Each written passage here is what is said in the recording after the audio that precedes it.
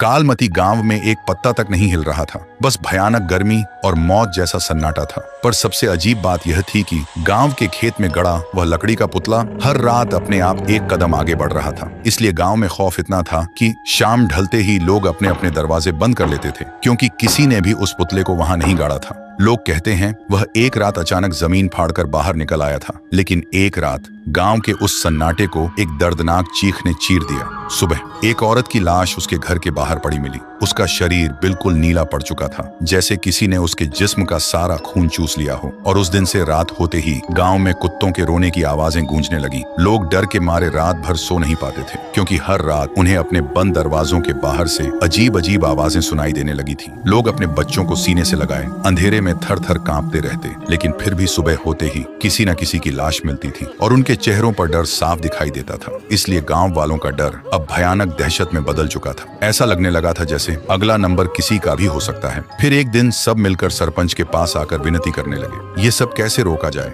गांव वालों की दहशत देखकर सरपंच ने आखिरकार रात में एक तांत्रिक को बुलाया। तांत्रिक ने आते ही महसूस किया जैसे किसी ने वहां की हवा से जिंदगी ही निचोड़ ली हो। फिर वह अपनी आंखें बंद करता है और देखता है कि कुछ वक्त पहले चांदनी नाम की लड़की अपनी बीमार माँ के लिए रात के अंधेरे में दूसरे गांव से वैद्य को बुलाने जा रही थी। लेकिन कुछ दूर जाते ही उसके सामने सरपंच का बेटा आया और उसके साथ दरिंदगी की। फिर उसे मारकर खेत में फेंक दिया। उधर बेटी के इंतजार में बीमार माँ ने भी तड़प कर दम तोड़ दिया। लेकिन चांदनी की आत्मा बदले की आग में उस खेत में रखे उस पुतले में कैद हो गई थी और तब से वह पूरे गांव को मिटा देना चाहती है। यह नजारा देखकर तांत्रिक की रूह कांप उठी। फिर उसने गांव वालों के सामने सारा सच बता दिया। सच सुनते ही सरपंच का सिर शर्म के मारे झुक गया। अगली सुबह गांव वालों की भीड़ उस खेत के किनारे खड़ी थी। भीड़ के आगे सरपंच था और उसके पैरों में गिड़गिड़ाता हुआ उसका अपना बेटा। सरपंच की आंखों में आंसू थे, पर हाथ में एक कुल्हाड़ी थी। तभी उसने एक झटके में अपने ही बेटे का सिर धड़ से अलग कर दिया। खून के छींटे सीधा उस पुतले पर जा गिरे और सरपंच घुटनों के बल जमीन पर गिरकर रोते हुए बोला,